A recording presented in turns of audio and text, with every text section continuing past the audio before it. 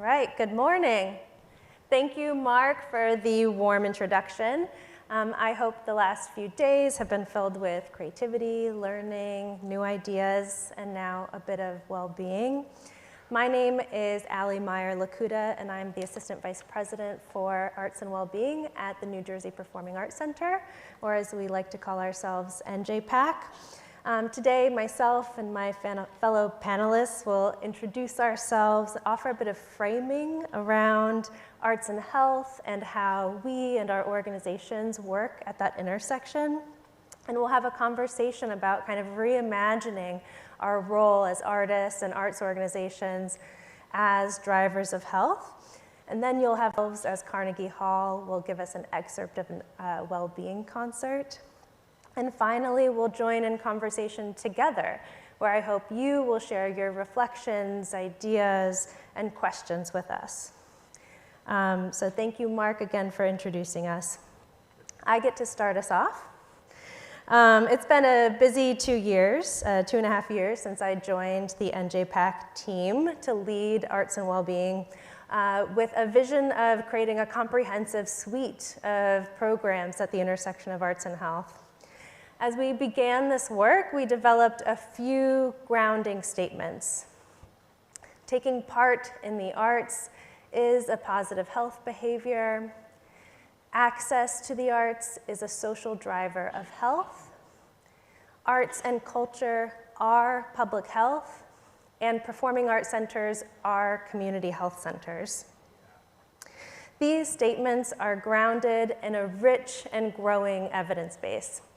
This is like my Cliff Notes slide for arts and health research, but I know one of the most popular points on here is that attending a concert or going to a museum just once or twice a month has a similar protective value to your health as exercising for an hour or two per week. Wow, right? Yes. So this is an important thread that we'll pull on together later in our kind of panel, but we're going to be talking about a lot of ideas, new ideas, things you might be doing a little bit of or none at all. But we really want you to understand that the very nature of the work that you're already doing promotes health, right? It is good for the people who are attending your art centers, who are going to your workshops and classes. So given the evidence base and given our position at NJPAC as an agricultural institution, we asked ourselves, what is NJPAC most uniquely suited to do to drive progress at this intersection and to be a model for other performing arts centers? And these were our 5 initiatives to answer that question. They are interdependent and form a kind of ecosystem where education and training drive capacity building for our direct service programs, and our research lab is at the ready to study impact of those programs, drive collaborations with students, and iteration. This summer, we will launch the first comprehensive self-paced arts and health education program that is accessible and low cost for artists and arts organizations like you to learn about how to do this work more. Courses like what is arts in public health, or how to develop evidence-based programs, or what is arts on prescription will be ready for you to take in just a few months. In the fall of 2023, we launched the first Arts on Prescription program with a major health insurer, Horizon Blue Cross Blue Shield of New Jersey, as a key partner. Now we have 6 referral sites and 10 arts organization partners. We've given 478 prescriptions for arts activities and contributed over $25,000 to our local creative economy through paying for those activities to other arts organizations. And we're proud to receive the Our Town grant from the National Endowment of the Arts this past year to expand this partnership with the city of Newark. We bring programs into healthcare spaces and hospitals with RWJ Barnabas as our key partner. We bring musicians to perform live music in public spaces. Artists work at the bedside with patients. And we program artists for staff culture and heritage events. In just 1 year, we've reached over 6,000 patients, visitors, and staff at RWJB. In community, we produce programs with health partners that reach specific audiences with specific health needs, like maternal health or formerly incarcerated individuals in the LGBTQ community. We also integrate these programs into our regularly scheduled programming. For example, this past summer at Sounds of the City, at our health partners pop-up, a woman who was uninsured and had no car scheduled her first mammogram. The RWJB Uber Healthed her for free to her appointment. They discovered and diagnosed early stage breast cancer. She received treatment and is now cancer-free. To evaluate effectiveness and measure impact, we established a research lab partnership with the School of Public Health and Mason Gross School of the Arts at Rutgers. And we just completed our first process evaluation of that work and are looking forward to additional studies coming soon. So all of this work is in service to creating a culture of health where everywhere people understand that, like you give yourself a pat on the back for going to your yoga class or drinking your green juice, you can give yourself a pat on the back for attending a theater or a concert performance or going to a glass blowing workshop, that you understand that the arts are good for your health. Now I will pass it to Tasha to offer an introduction to her work. Thank you, Ali, so much. I have to tell you all that this work that I get to do now in arts and health was never the first plan for my life. But there is a solid line to this work from the performing arts, which was my first career. I toured for many years as a singer-songwriter, songs in TV and film. That is the work that I dreamt of doing since I was a little girl. It's the work I thought I'd be doing till I died. But what happened is that I wrote a song that totally changed my career and my life. Since I was really young, I've written songs as a way to process and share things that I couldn't talk about otherwise. And one night, well into my music career, I found myself sitting alone at a piano in a big dark room. And I decided to finally write about my family's history of domestic violence. And in particular, the fact that so many women in my family lived with this haunted fear that what had happened to them was somehow their fault. And that fear felt so unfair and so painful. So the chorus of the song I wrote that night just said, "You did, you did everything right. You did everything right." I didn't think I would play that song for anyone. It was really personal. But weeks later, I included it at a concert. And afterwards, that was the song everyone lined up wanting to talk about. They said, like, that song is my story too. I needed that too. I've thought it was my fault too. So I made a commitment that I would play that song at every show I could from then on. And as a result, over the years, hundreds of people have stayed after shows and shared stories about abuse histories, about suicide ideation, about mental illness, many of them saying that I'm the first person they had ever told.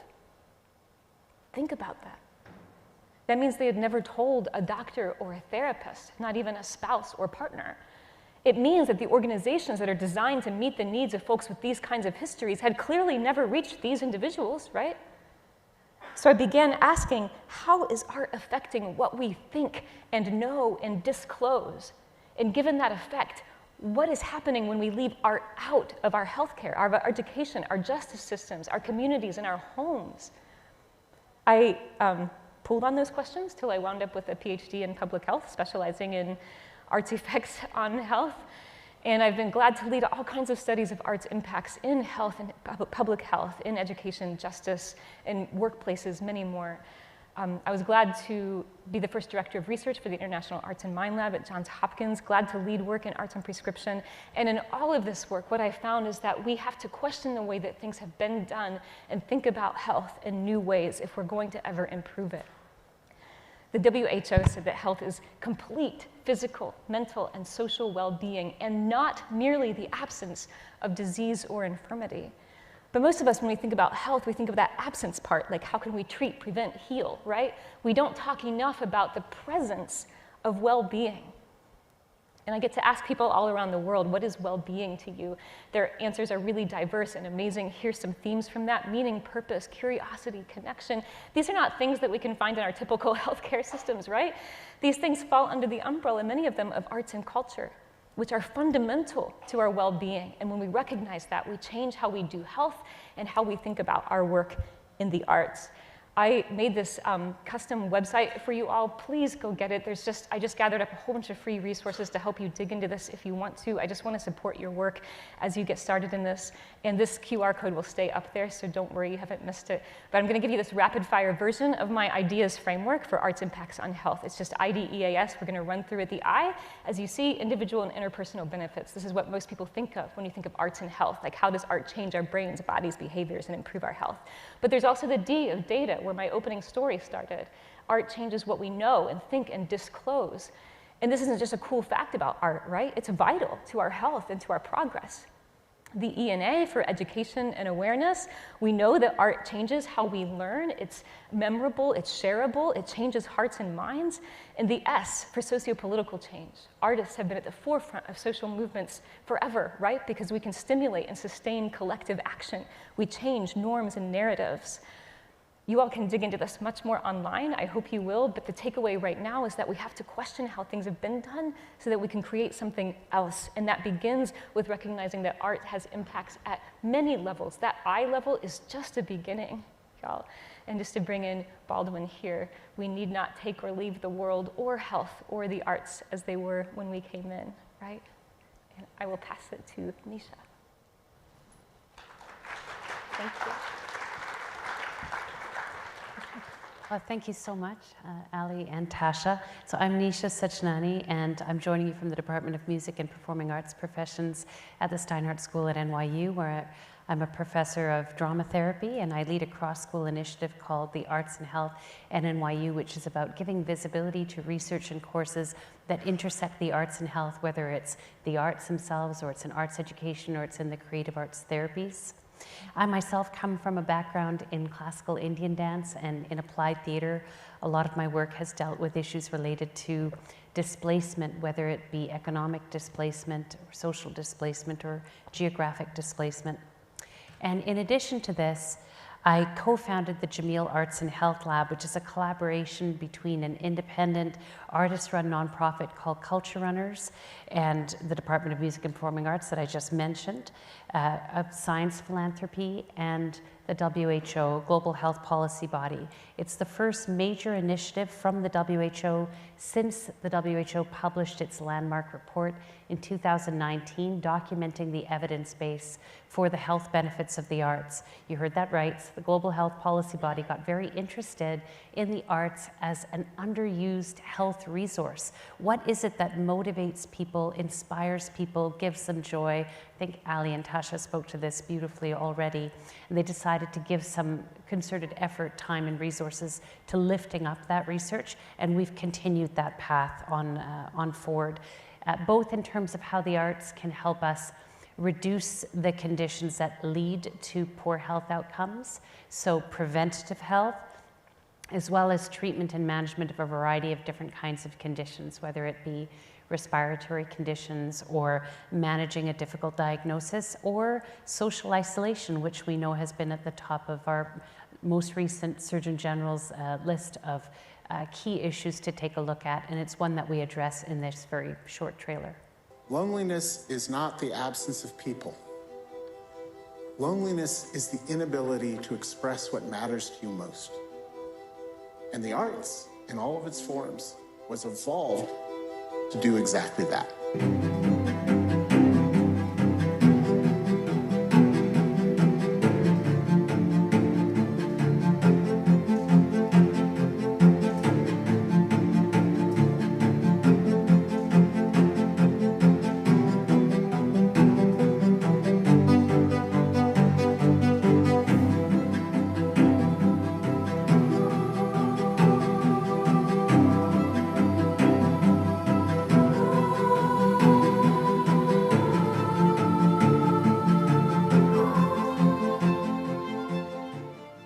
always love it when the video works. That's fantastic. That's great.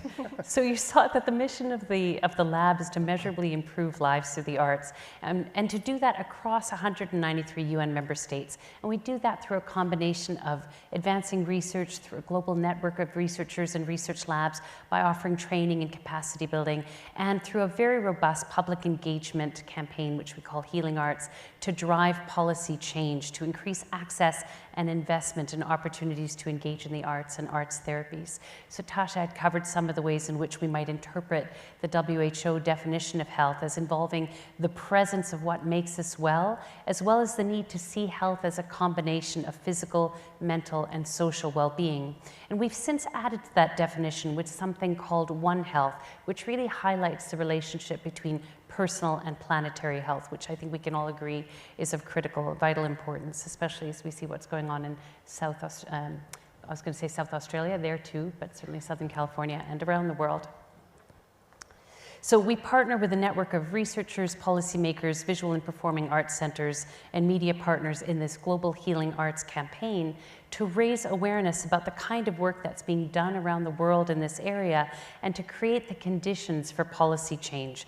We're interested in lifting up some of those key messages that Ali had mentioned right at the top, namely that taking part in the arts is a health behavior, and this is what we do in our everyday lives, but it's also what we do in our schools and in our healthcare centers, and that if it is part of if the arts are in fact public health, we also need to think about how artists support convenings and support conversations that help us address some of the root causes that give rise to ill health in the first place. We might call those social determinants of health, like access to safe housing and employment, food security, and so on.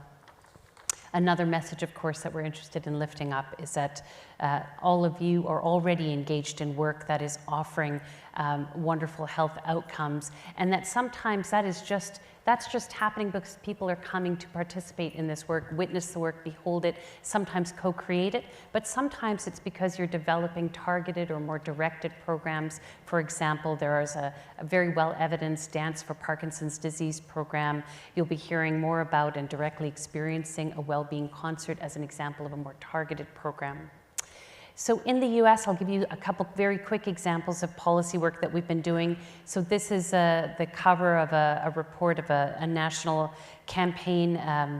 This is an image from an Arts and Health caucus that I led together with colleagues Jill Sonke and Lisa Wong as part of the historic Summit on the Arts and Wellbeing that was hosted by the White House Domestic Policy Council and the National Endowment for the Arts last January. And this report's available on our website. I actually have a few hard copies with me as well. And there are a number of other US campaigns. This is another image from the National Caucus. This is an example from Atlanta. In each campaign that we host, it's led, or the health priority areas or key issues are defined by a steering committee. And in this case, community members together with members of the Atlanta Symphony Orchestra, Performance Hypothesis, the CDC, School of Public Health at Emory, and a number of others, members from the Muskogee Nation, had decided that they wanted to focus on racism as a public health crisis.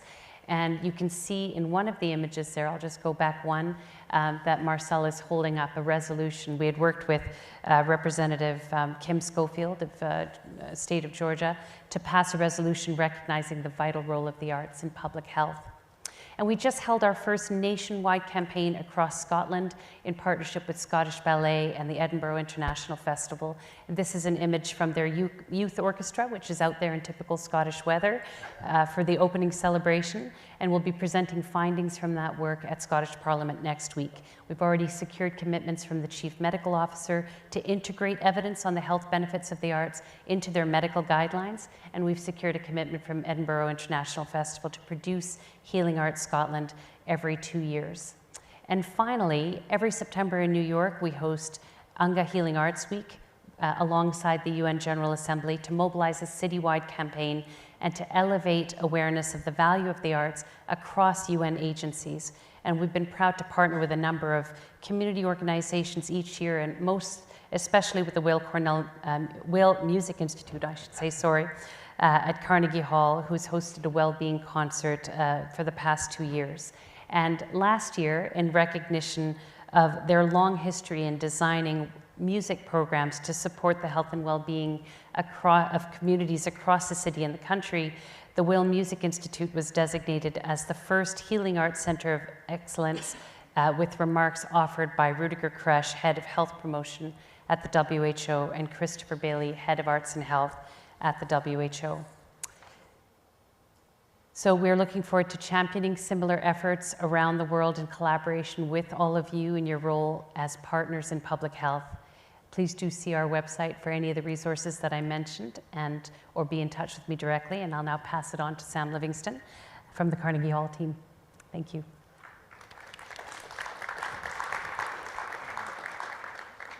Thanks, Nisha, and hi, everyone. My name is Sam Livingston. I'm from up the street at Carnegie Hall and our Weil Music Institute, which is the education and social impact arm of Carnegie Hall.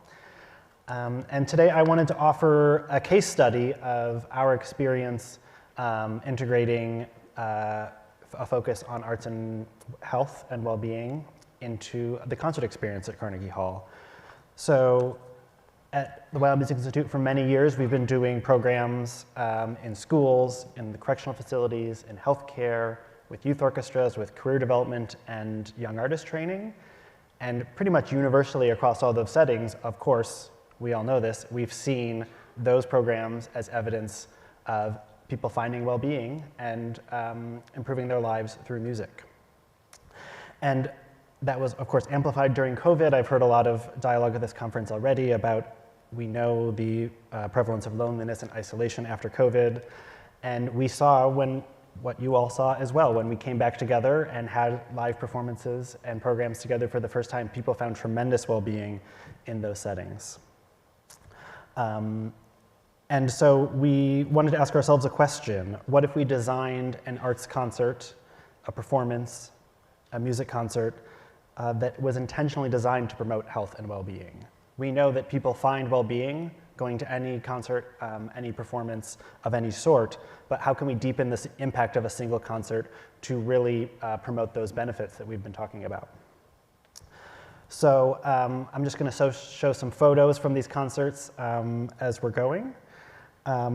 We made a number of design decisions that changed the concert experience from what you might expect at a place like Carnegie Hall to really further these goals.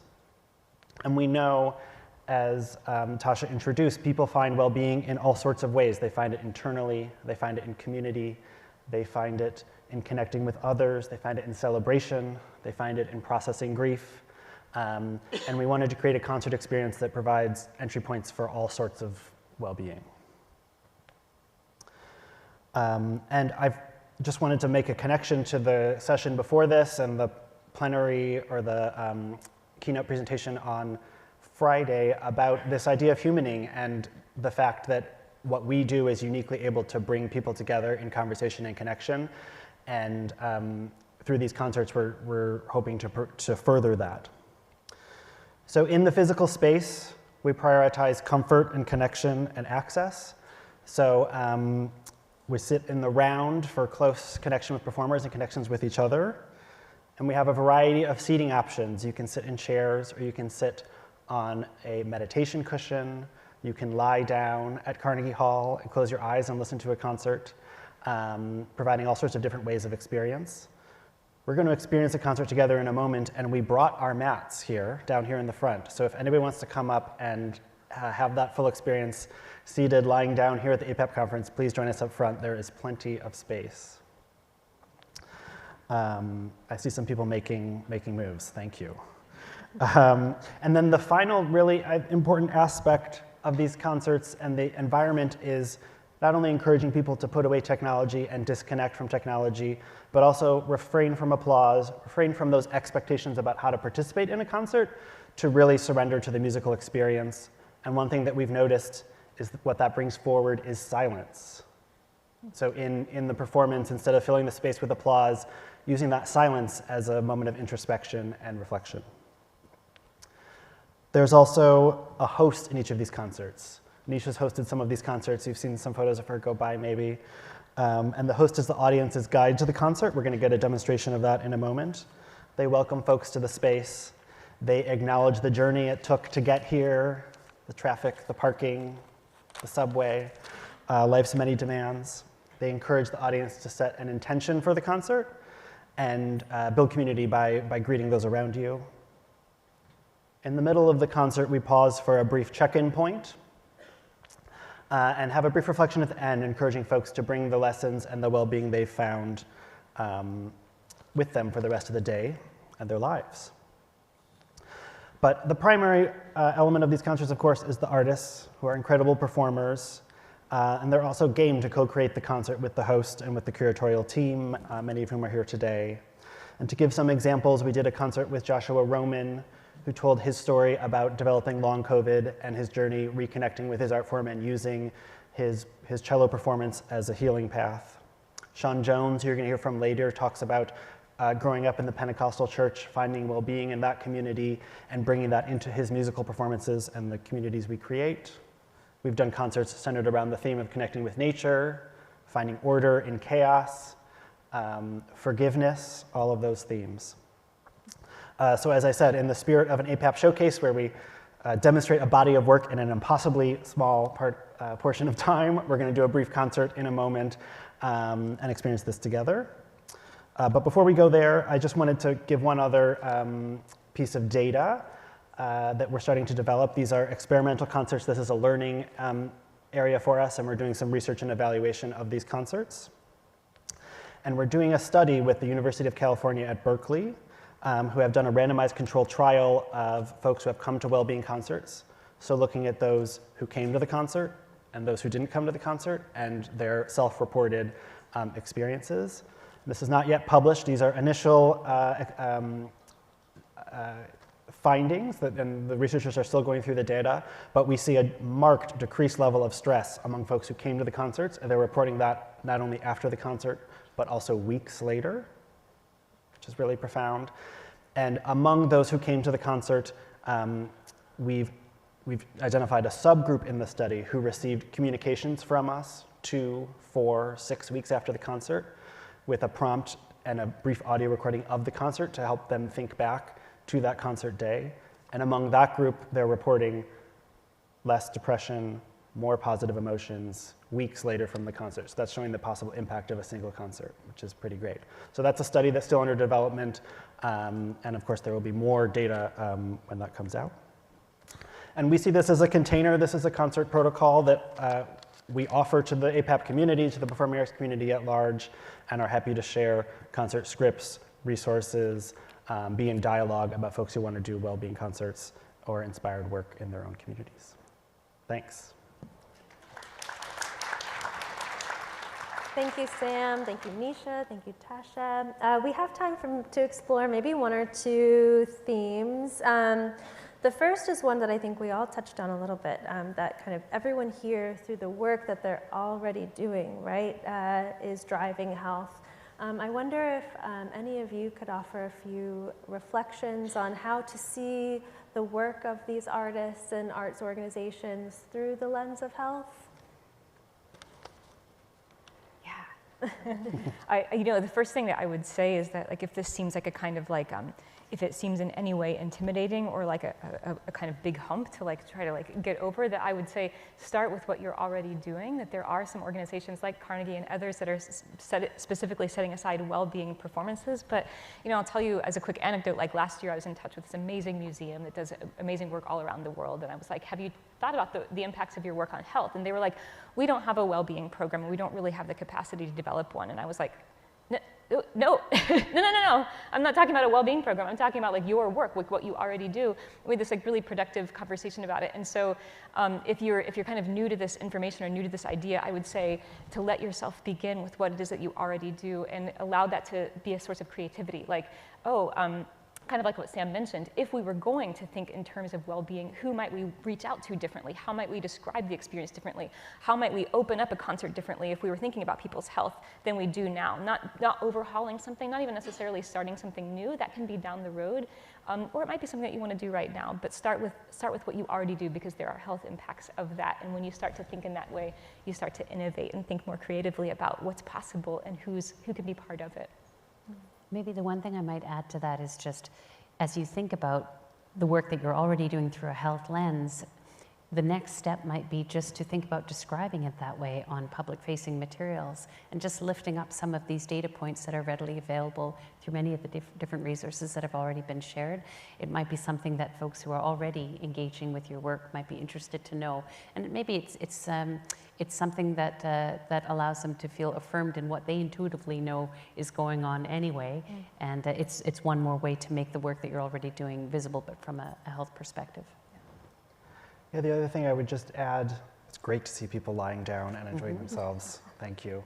I would just add that one thing that we've seen is that this shift of describing the work, maybe not even changing the work itself, but this describing has been really beneficial in building buy-in with elected officials, government folks, really getting the attention of the public health department here in New York City, and building those partnerships, again, without changing that much about what we're doing, just reframing it in that way has been a really helpful tool for advocacy.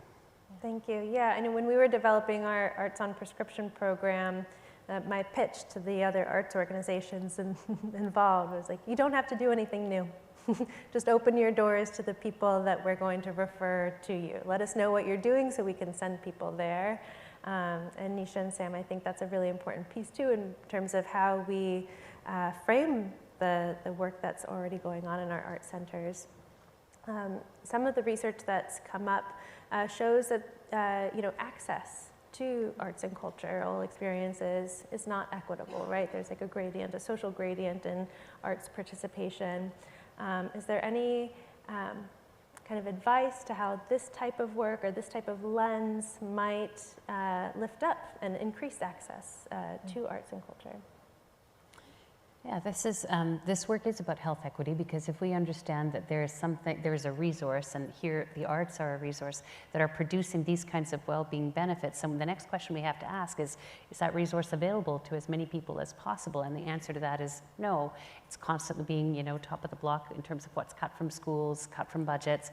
And so we need to look, if we look at that and can argue the need for it from a public health perspective, maybe it allows us a different kind of leverage. In the UK, a colleague of ours who's actually the chair of our steering committee for the Jameel Arts and Health Lab, her name's Daisy Fancourt, and she runs a lab at the University College London and is the director of the WHO Arts and Health Collaborating Centre. She, together with some other colleagues, produced a report that just came out and was featured on the front page of The Guardian a couple of weeks ago that looked at the economic benefits of participating in the arts, but from a well-being perspective. Not only what it's doing to our city economies, our town economies in terms of tourism and so on, but also what is it doing from a health and well-being perspective. And they calculated an $8 billion a year in social benefits. And that's in increased productivity, quality of life, decreased visits to healthcare providers and healthcare systems. Of course, they're looking in a socialized healthcare context, and we would need to calculate that differently, but that's what our next step is within the Jameel Arts and Health Lab. The next major WHO report is going to look at this issue of health equity and this economic analysis across 100+ countries.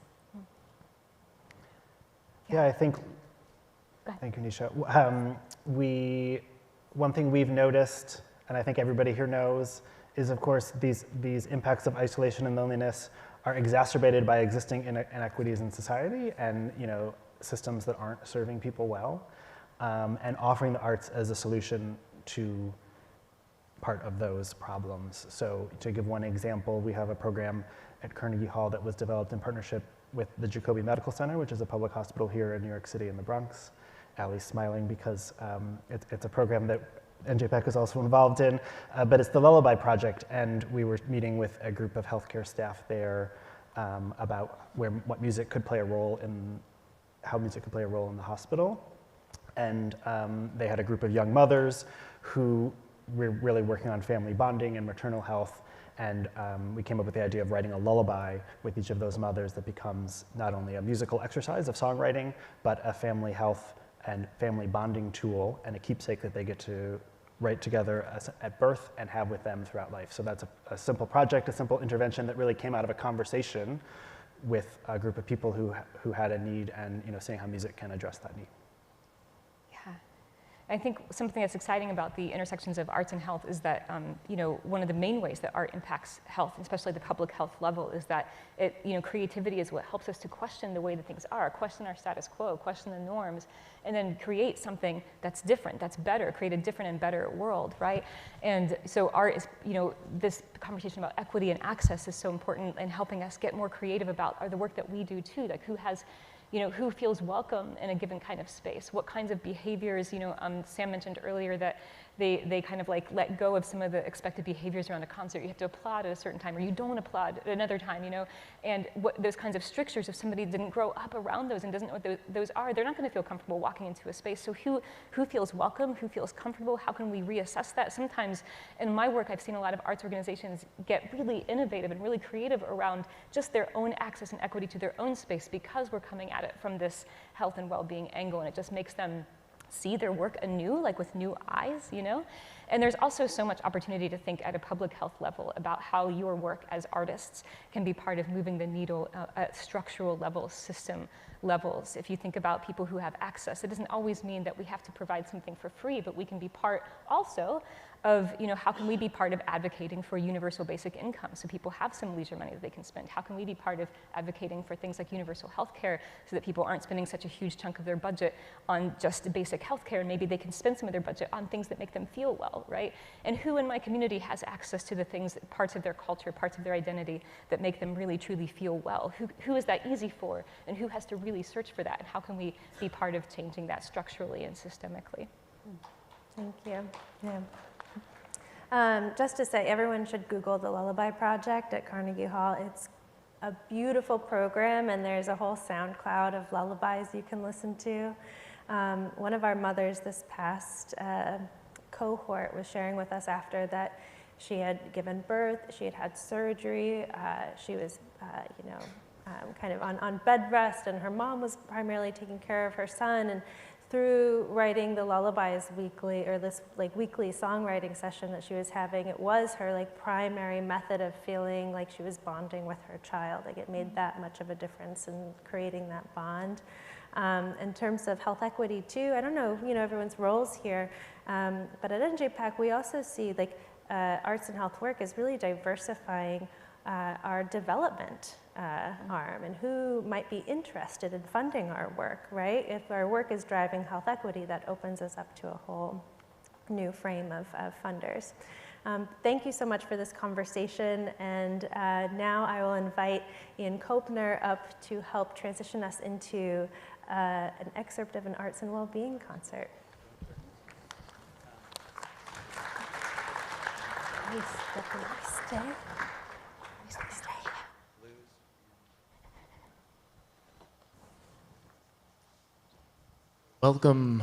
Welcome again, and thank you all for being here today. My name is Ian Kopner, and I have the honor of being a host for today's short concert.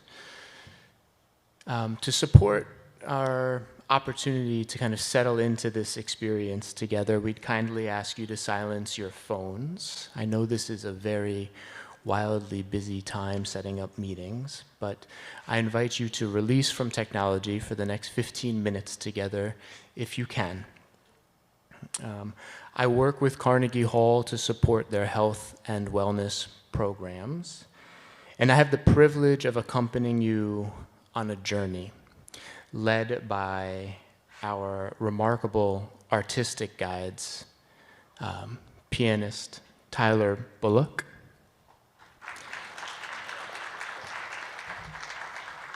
and the amazing musician and trumpeter, Sean Jones.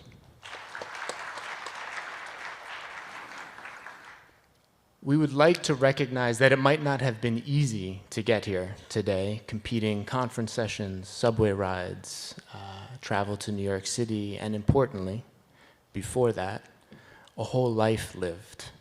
And yet, here you are. And we want to recognize all of the efforts that allowed us to be together today in this room for this experience. All the efforts and all of the people who make this possible. Thank you. Now, if you would like to, join me in finding a comfortable position. I'll invite you with kind eyes to just take a brief look around the room and see who else has joined us here today. And take them in as you now turn your attention inwards.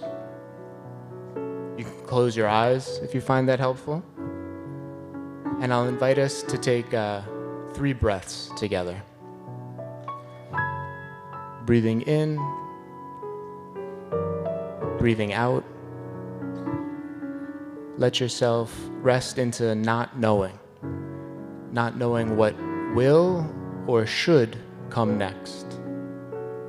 Breathing in and breathing out.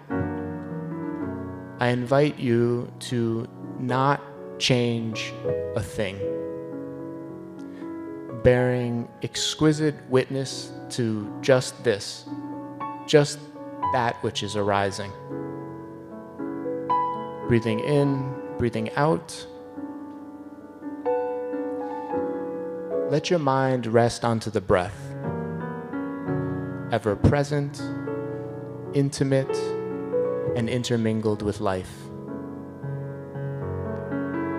And finally, consider an intention for the next 15 minutes together, a gentle orientation for how you're hoping this concert will support you.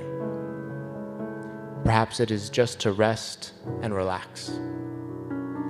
Maybe it is to find a bit of joy within community, and perhaps it is nothing that clear or directed, and it is simply to listen deeply and be. Take a moment now to settle into your body, settling into that orientation.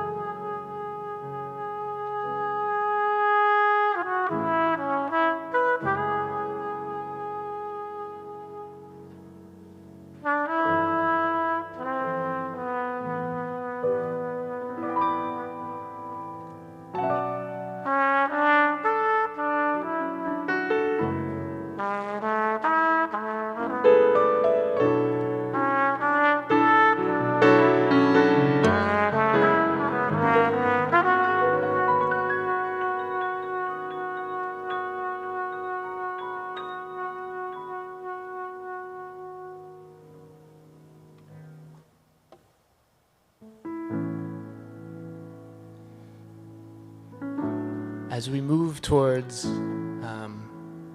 the end of this short concert, I would like to wonder with you for a moment if what we did together could be a portable sanctuary, reflecting on, appreciating, and celebrating the efforts made by ourselves and others, setting an intention for our own well-being that is personally relevant, and then listening deeply to the music of our lives, allowing for moments of appreciative inquiry and joy to naturally arise. I'll share a very brief quote by Thich Nhat Hanh, a Vietnamese Zen monk and scholar nominated for a Nobel Peace Prize by Martin Luther King Jr., who said, "Without mindfulness, a flower is just a flower. With mindfulness, it becomes a miracle."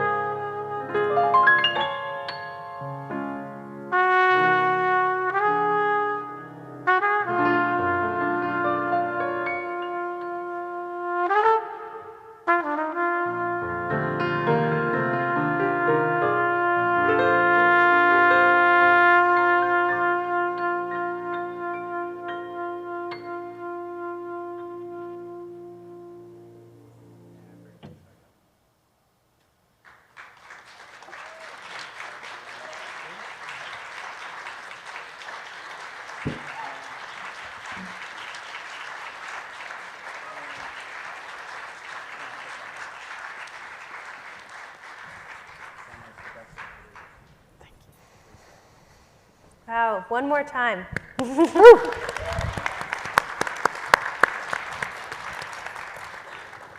feel like we can all take like a collective deep breath. That was really beautiful, thank you. And thank you all for participating. This time is yours, it's ours together.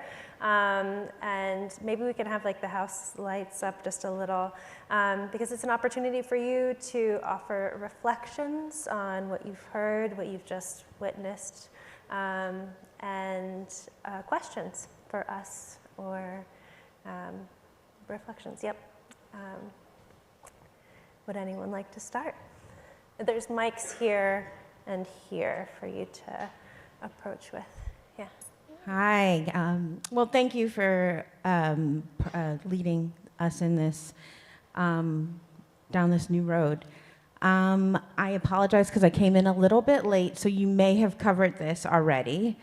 But at our institution at the University of Massachusetts Fine Arts Center, we are beginning to go down this path.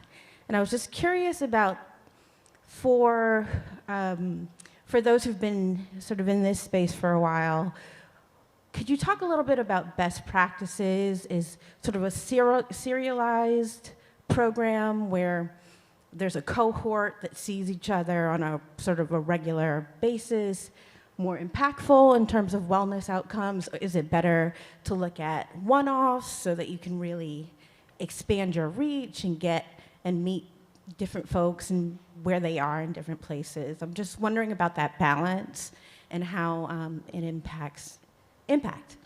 Thank you. Would anyone like to open? Sure. It's a great question. If we were to think about the arts as medicine, we might think about dosage. And the question that you're asking makes me think about, is it a single dose or is it a dose over time?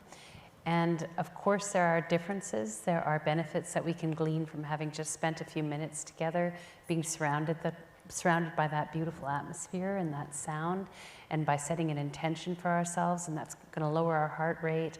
That might allow us to just shift our perspective for a moment, and that's going to yield some positive benefits. And we can imagine that over time that could be supported and affirmed. So there are a number of studies that are coming to mind. I guess the quick answer is that it varies, and yes, you're going to find different outcomes for different dosages. But we shouldn't discount the single dose, that can be very valuable. And that over time we can reinforce certain well-being benefits by repetition. So a group singing protocol that's been tested in 4 countries now has demonstrated that for people who are experiencing the symptoms of postpartum depression, that group singing over 12 weeks can significantly accelerate rates of recovery, upwards of 38%. We don't have a drug that does that. We don't have a pill that does that.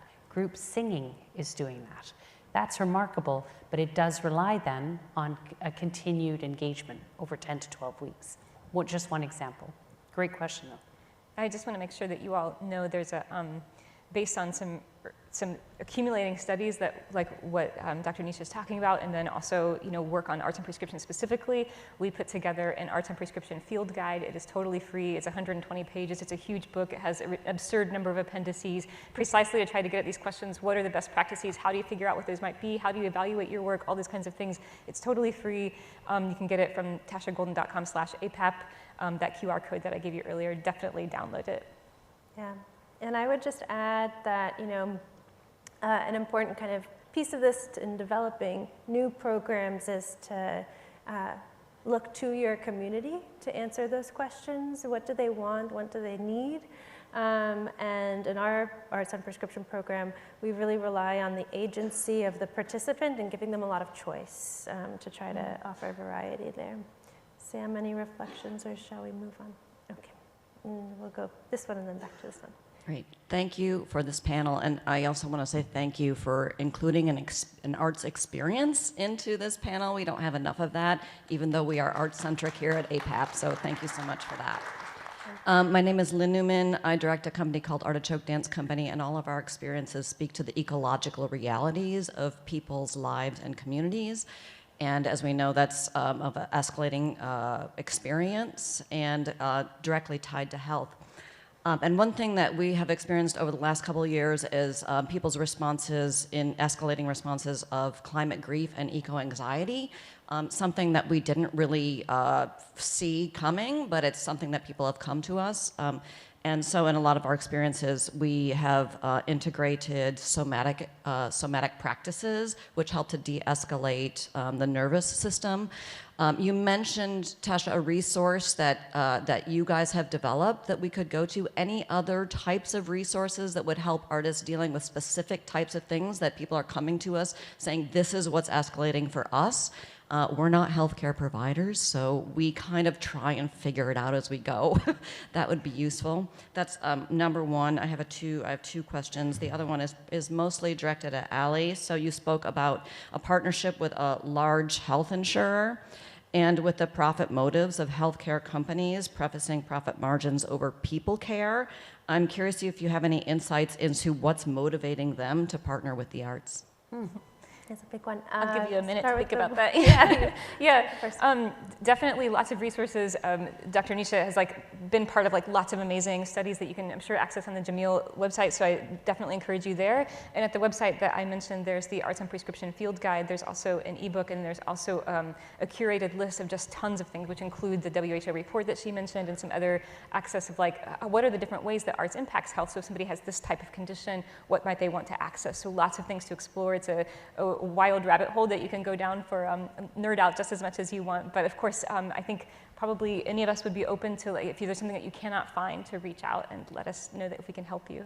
I just have one thing to mention that I'm excited about that the lab is engaged in, and that is we're doing these rapid reviews where we'll pull together data specific to, for example, the role of the arts and artists and arts organizations in addressing the health impacts of climate change. That's one area that we're focusing on.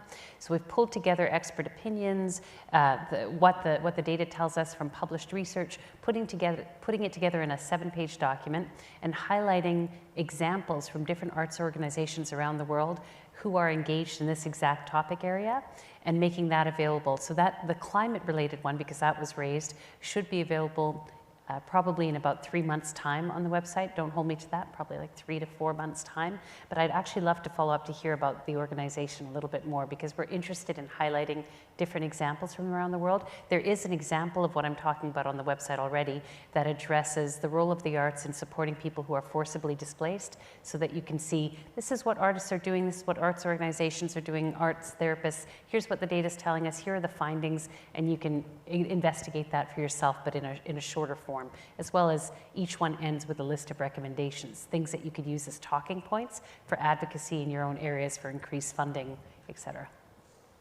Lynn, just one quick thought about your question about we're not healthcare practitioners. We're not, and we're not trying to be. And I think that this is perhaps the obvious answer, but finding the people who are in your community to partner with, as I said, Nisha has hosted some of these concerts. Ian, who just hosted our experience, has a health practice of his own and is a public health professional. Finding those partnerships and people to work with, and the real rich conversation comes from the dialogue between those two things, right?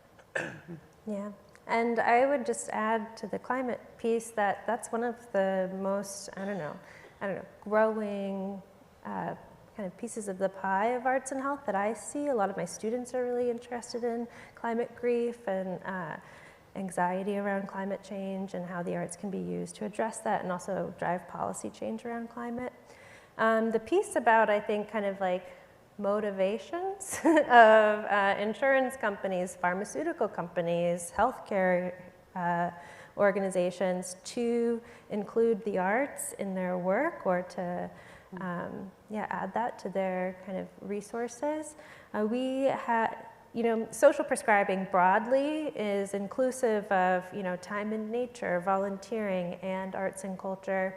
In the UK, where Nisha was mentioning, Dr. Daisy Fancourt's work has been really instrumental. A lot of the data from my Cliff Notes slide, comes from UCL, and then the US portion from the Epi Arts Lab. That body of work convinced, the government there as a socialized health system enough to institute social prescribing as a practice because of the cost savings, because of the quality of care, et cetera. We have a very different system in the United States, but our health insurers have the incentive to reduce healthcare utilization costs. So if, in the same way that I get $20 a month if I have 12 days or more of walking 10,000 steps or checking in at my gym, if the data is there that going to a concert once or twice a month would, be as beneficial to my health as that, can we convince these health insurers that, this can reduce healthcare utilization costs? Can we make the same argument? And I think that's what Horizon is really. Horizon sees it as a tool for public health, arts and culture as a social determinant of health. In the same way they have wraparound services providing assistance in housing or legal aid and food to people, that this is a part of that broader ecosystem. And all of these businesses, right, do have a mission to serve health and well-being. So the arts are really an excellent avenue for them to be able to do that cost effectively, right? These are available and underutilized resources, and much cheaper than getting like an echocardiogram or something like that. I know Ali and I spoke a little bit before this session started, but my name is Jonah. I'm a nursing student at Purdue University and have started to work at my university's professional arts presenter. And through my work with the arts organization and my work as a nursing student, we have, of course, very strong relationships with our assisted living facilities and our hospitals in the area. So I know we touched on previously in the previous question of how to connect with insurance companies to encourage them to invest in more non-pharmacological ways to cope with pain, grief, and all of that sort of thing, clearly having a stronger effect rather than a singular pharmaceutical route to treat these pain, depression symptoms with pharmaceutical agents such as SSRIs, SNRIs, and whatnot. But I have a question more directed to integration of these practices to the facilities themselves, such as assisted living facilities, with something very similar to this event, where we bring this to assisted living homes, into hospitals, and even into individual patient rooms. Do you have any knowledge on that, or how we can start implementing that into our current practice? Yeah. There are a great number of programs, like specifically for assisted living. There's a big program called Music and Memory, which is shown to reduce the use of pharmacological options in assisted living care, and TBI, where it's just like you make a customized playlist for them of their favorite songs or these kind of specific songs. There's a lot of music therapy around this. Yeah. A big movement called creative aging also that has a lot of training and a lot of examples of things like that. And you raise a really good point, I think, for anything that you all might be considering, like is there this kind of art being partnered with this kind of thing or integrating this kind of thing? The chances are yes, like there are hardly anybody at this point that has to invent a wheel, although artists are incredibly creative and innovative, and there might be indeed something that you're doing that nobody else is doing that might exist in the room. But I would say that the first thing that you can do is go and see like who else is doing this, how do they do it? And I have seen in arts and prescription especially that partnership, getting people interested, how do you reflect your values, how do you understand what they value and say what you do in terms of what they value so they can understand the value proposition, right? All of that has been the hardest part for a lot of people as far as like getting this work going, is the actual partnership part. So it's a lot of what I do in my consulting, but there's also resources on the website that I gave you for partnerships specifically also, if that can be helpful to you all. In terms of the concert experience, like the one we just experienced, I think it's really important to think about the goals of the audiences. We've done some of these concerts for specific audiences, so we've worked with some of our, like the New York City Public Hospital System, and done a concert for their staff, and that has been really beneficial for them to experience it as a community together. But this is a pre-wellness concert example, but I think it's illustrative. Carnegie Hall used to do concerts in homeless shelters across New York City with the Department of Homeless Services. And as we were doing those concerts, we learned that actually it was going to be more beneficial to include those audiences in other concerts that we're doing, to really interrupt the isolation that folks who are experiencing that and living in those facilities might feel. So to come to a concert with people from across New York City was going to be a much better experience for them. So thinking about what the people in the room as a community and what they can get from that communal experience and which different groups you can bring together or not, depending on the goals. Thank you. Hi, I'm Ben Klepsig with Wisconsin Union Theater at UW-Madison, Director of Marketing. I think that the evidence that's been talked about here of the overall benefits of the arts for health, I think everybody's on board, and we're excited to be able to kind of incorporate some of that language into promoting all of our artistic works. But if we were to be looking at a specific wellness concert series, while we're waiting for Carnegie's study to be completed and released, are there other studies that show specific evidence of health benefits when specific structures or practices are followed so that we can kind of add a little more zhuzh to the health claims that we can offer? Yes. You could take a look at that 2019 report. That's one. It's a little bit on the thicker side, but if you were to go to, I know that on our website, this might be on yours as well, Tasha, but under the resources section of the Jameel Arts Health Lab website, there's an evidence to policy summary. So this is sort of taking the evidence and saying, here's what's important to pay attention to if you're talking about supporting early childhood development, for example, right? Or if you're talking about older adults, you're talking about palliative care, for example. So that's organized around health outcomes or populations. If you were to take a look at some of the policy briefs, it's actually broken down by art form. So here's what is happening with regards to theater and people who are forcibly displaced. Here's what the data is telling us, right? So I would say yes, there isn't sort of one place I could point you to. There are a few different resources I'd point you to for that, but you're always welcome to reach out, I imagine, to any of us if there's a specific piece around, I'm interested in looking at the health benefits of theater and I want to be able to talk about it in connection to this community group that our university partners with, for example, and maybe we can help find something. Okay, I mean, my interest is in broad communities, so if we're not niches of let's go to this audience, but if we have a cross-section coming, students or community members, what can we say about the health benefits that's true? Yeah, I think that Arts and Prescription Field Guide might be right up your alley. It is for arts and prescription, but you don't have to be trying to plan to get prescriptions for your work in order to benefit from like what are all the things that we can sink our teeth into as far as what can we be doing, and it also taking care of the staff. What do the staff need to know? How can we prepare ourselves? If we're going to invite people and say, here's a safe place for you to maybe address your mental health, you do have the responsibility, right, to like as the staff to make sure that we are a safe place and that we know what that means. And so there's a lot of like there's a lot of information in there about what kinds of trainings and just helps and tools might be useful to you. But I also want to say, in addition to the trainings being useful to you, artists, creative people, when they take those trainings, have a million more ideas. It's kind of like its own creative prompts. It's not just like, oh, I guess if I'm going to do this, I have to get a training. It's like, oh, if I take these kinds of trainings on health equity, on trauma-informed practice, for example, they give you tons more ideas of things that you can be doing in your community. Yeah. There's something else in what you're asking. Sorry, Sam, there's something else in what you're asking that I'm just hearing more and more of from different universities, including NYU, including my own, where departments are starting to think about, like artist training programs are starting to think about how can we reference or signal this work so that, one, we know our students are interested, they are interested in this work, and how do we not only signal that this is a possible benefit of what they are deciding to invest in terms of their own training, but also then the next step is including in the curriculum opportunities to think about how their work relates to health benefits, for example. How can we support artists who are graduating from conservatory trainings, for example, certainly not only, but let's imagine, certainly in that setting, there's an opportunity to include opportunities to think about how their skill set might be more widely applicable, and that should be referenced as well.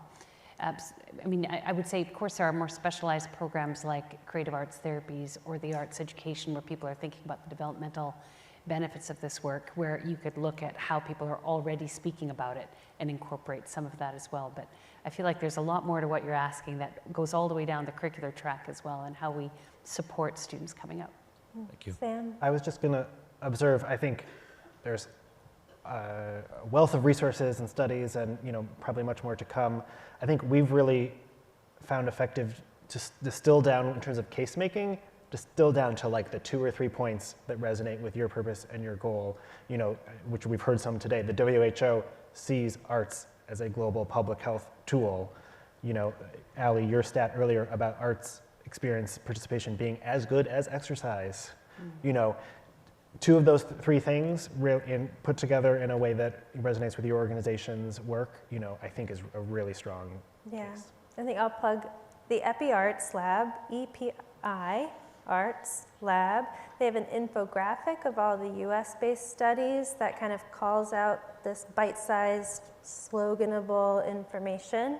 Also, AFTA, Americans for the Arts, has their Social Impact Explorer, and each of those has two-pagers that highlight specific programs. There's one for health and wellness and community development and activism that you can draw those stats from that are really digestible. And just an idea, our colleague at the Kennedy Center, Kate, has introduced into their digital programs kind of arts and health liner notes that are kind of fun science-based facts, like why do some people have 2 left feet? And it's like something in their neurology that's like driving that. I don't know the answer, but anyone who attended that show does, right? So really easy ways to kind of add it to the things that you're already doing. Over here. Yes, you. Hi. Okay, I'll take my mask down. Hello, everyone. My name is Marcella Camille Walker, and I am an interdisciplinary artist, exercise specialist, and consultant. Also, I'm a New Yorker.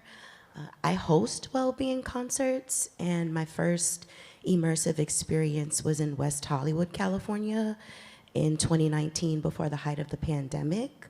I was able to gather expats and California residents in well-being experiences that blended meditation, poetry, sound healing, musical performance, and marine life conservation awareness into one communal experience. Participants that came out and showcased their musical talents, or who just came to participate in the event, reported back to me that they reduced their loneliness because they formed friendships and business relationships after these immersives that I hosted in West Hollywood.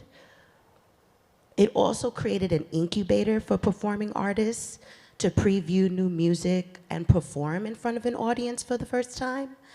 So my question today is, how do I find funding to continue this work? Because that work was done out of the kindness of my heart and the passion that I had for well-being concerts. I think sober events are needed. I find that people come together in a way that is profound, like we did just now, through the power of music. And I would love your guidance. Thank you. Thank you. I can give another plug for that Arts on Prescription Field Guide has an entire appendix just about funding, and it lists everybody that we could find that had given funds to work that was at least tangential to this, that we thought might be interested in funding others. And feel free to come ask us afterwards too for like some specific ideas, but I would say anybody who's mainly gotten your funding from arts-based initiatives or funders or things like that in the past, there is a kind of learning curve of like, oh, what else might be available? What would they need? They have different parameters, different expectations, et cetera. But there is a lot more funding also for things that can demonstrably benefit the public's health, and that often comes with partnerships as well. Sometimes it's not you getting the money, it's you partnering with an organization that maybe has a channel of funding, but you're offering that organization something that they wouldn't be able to do otherwise, things like that. So partnership is a big key too. One of the exciting things that we've seen as awareness has grown about the health benefits of the arts is that funders are paying attention and creating specialized pathways. Certainly not across the board, but it is starting to happen. We saw it happen with the National Endowment for the Arts since Maria Rosario Jackson's rise to chair of the NEA. But you know, since she came on board, probably because she came in with such a good sense of the role of the arts and community development, she was already inclined in that direction, but they started to open up specific calls for projects that related to arts and well-being. And that's at the national level, but certainly we're seeing that at the state level as well. The more that people understand that this is a way that the arts can make a difference, well, why not fund in this direction, right? And private philanthropy, in certain cases, has followed suit as well. Yeah, I'll just add, Horizon, for example, the insurance company in New Jersey opened up through their Horizon Foundation grants for arts and community health work specifically. So we're seeing that trend continue. I think we have time for 1.5, maybe 2 more questions, but probably just 1, depending. Hi, my name is Alyssa Baum. I'm from a community college in Illinois, College of Lake County. We all know that we have way more impact when we work together, and there are so many organizations you've mentioned in this last minute, NEA, AFTA, and of course APAP, and I'm wondering if anyone is working on, and if not, we could advocate for them to, some organization, to create a campaign where they make it easy for all of us, where many of us are presenters, if presenters from all across the United States were kind of fed some of these facts, like, we're going to have Arts Month and it's going to be June, and week 1, I wouldn't pick June, by the way, but week 1, it's November. We're all going to put, we're all going to put on our social media, some of your data from your first slide, like attending 2 arts functions a month helps, blah, blah, blah, and then the next one, and the next one, and the next one. It seems like that would have a great impact, and I've seen that in other sectors, but I haven't seen, like, even just now we're like, okay, go to this website, and we all have to do our own research, but is there any way to make it super easy for all of us to start sending this information out to our communities? Because it's information all of our communities need to hear, and we all need to build that impact, and it'd be so much easier if instead of each of us creating the wheel by ourselves, like you said, like, make it easy for us, help us find a way to do this. Yeah, I think that's a really important point. There's another acronymed organization called NOAA, which is the National Organization for Arts and Health, who I think of their mission as trying to coalesce around these resources and partner with AFTA and the NEA to help. They just went through a strategic planning process, and I hope that's one of the outcomes, but I think you're right, that's a definite need. There's also the neuro arts blueprint was associated with the International Arts and Mind Lab at Johns Hopkins, where I was, and they have a neuro arts resource hub. The aim of it is to be exactly what you're talking about. They've been building it for a few years because that's something that they've heard from people all over the world asking for that, so keep an eye out for it. I think these are they're kind of coming together precisely because of people having that need that you're expressing, so. But yes, let's do it. Let's build that APAP. Let's build that APAP toolkit that brings these things together. Right. So we have just over 5 minutes left together. One thing before I take kind of one final question, you all have surveys on little blue cards on your table. If you could scan those QR codes and complete the surveys about the session, APAP would be pleased. Maybe one more question, and then in our answers, perhaps we can offer our closing reflections as well. Sorry, I'm really tall, and this mic is really short. My name's Diana Movius. I run a ballet company called Movius Contemporary Ballet in Washington, D.C. We do a lot of work around environmental and social issues. We own our own building. And my question relates to slightly different topic, which is kind of arts as a prescription for social determinants of health regarding housing insecurity. So we are actually, we bought our building, we're redeveloping it into a net zero energy performing arts center that will have 100 units of affordable housing on top. And as part of this kind of unique model, I'm really interested in examples you might have or ways to approach actually providing arts in a building that serves a range of incomes, but includes housing insecure and low-income residents, and whether there's resources or ideas you might have. Thank you.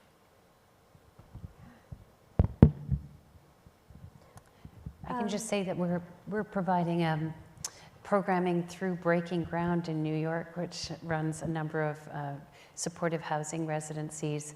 There are 5 that we're active in, specifically drama therapy programs, although they're interested in a range of arts, but the funding was received around providing drama therapy groups, drama therapy being the intentional use of theater-based processes for therapeutic ends. Sometimes people understand it as having therapeutic benefit, and sometimes they want a closed group, so for more of like a theater-based psychotherapy. And we're doing a study on the impact of those 5 groups now, so we anticipate we'll be able to share out findings by the end of this year. But we've found it to be a really great partnership, actually, that the staff in Breaking Ground has said, yes, this is really valuable to us. They have repeat people that want to come and participate in it. So that's what I can say to that particular question at the moment. But there are other pieces to what you've offered in terms of the ways in which arts organizations are mitigating the impacts of climate change that also are really critical to what you've offered, that I would just say yes, and we need to do more of that. In terms of final wrap-up statements, are we also adding that in? I'm speaking, so I will wrap myself up. Okay, so I think we're in a critical period. We're in a critical opening, a rupture that happened during COVID, post-COVID, in the midst of the climate moment that we're in, where we're up against several enormity problems, climate change being one of them, poverty being another. There are many enormity problems that we're up against. They are too big for any one of us or any one sector to handle. And that part of the momentum that's building here is it's tapping into a realization that we need each other. That interdependence was really very apparent during the height of the pandemic, and it remains critical now. We need each other, and the life-giving, inspiring, motivating, and fun factor of the arts is not to be diminished. It's not a small thing, it's a vital thing, especially as we move forward in trying to address our most complex health issues and our most complex social and environmental issues. So I think we're in a really important moment. There's a great deal of momentum, and I'm glad to be a part of this movement with all of you. Yeah. One just final thought, Nisha or someone may know, I know we've referenced a study where it has been shown that arts experiences build mutual understanding and bonds across differences. Mm-hmm. We'd have to look up what exactly that study is, but I think that speaks to obviously what we're all talking about, and reminds me of a favorite moment from one of our concerts when the host, after having introduced the audience to each other and encouraged them to meet each other later in the concert, said, think about that person you greeted earlier and wish them well.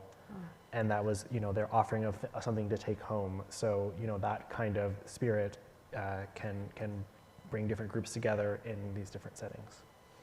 Mm-hmm. In part, in answer to your question, and in part as a final two-pronged wrap-up, I will just say artists need and deserve support for the roles that we play in our communities, and not just financial support, but like mental health support. Mm-hmm. I will tell you all, I lost my music career. I didn't walk away from it in order to do research. I wound up doing research because I lost my music career and needed to figure out why I was here. And why did I lose my music career? To severe burnout and major depression. I was in bed for weeks. I couldn't get out of bed, let alone play shows. I had to reimagine what my life was about. And that ultimately led me to my research, which I'm very glad about. But I think oftentimes when we talk about the impacts of arts on health, we're like, isn't art so great for health? And you might even get the idea that people who make art the most are going to be the healthiest people that we know. And I don't know about you all, but that has never been my experience, and in part because we do not support our artists enough. And I wound up developing the training that I wish I had had as a singer-songwriter, a training in mental health and trauma-informed practice designed for artists and creatives so that they can take care of themselves and also be better prepared to take care of other people. So I would say, especially if you're working with sensitive issues, topics, populations, that training is not only vital for you as like I mentioned earlier, not just a sense of accountability and responsibility to your community, but also for yourself, to keep yourself safe, and also to nurture those ideas that happen in the space of like when you are knowing and aware of what people might need and what you yourself need, you might develop different ideas than if you're just gung-ho and you're running into it, right? So take care of yourselves and take care of your artists as you're scheming for how the arts can be so good for our communities, so good for the world, yes. And also, if our artists aren't here, nobody benefits from the arts, right? So I give you that message and that encouragement as we go.